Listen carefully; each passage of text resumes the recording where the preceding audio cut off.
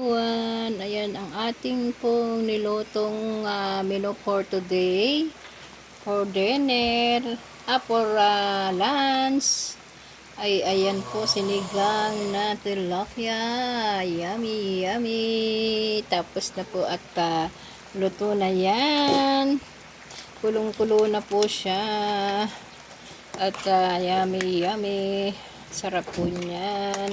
Sariwan-sariwa po ang gulay niya kasi hinarbis ko lang po yan sa aming taniman. Okra at saka kangkong lang po ang kanyang gulay. Kasi po, hinarbis ko lang yan sa aming taniman. Hindi na po ako bumili ng gulay.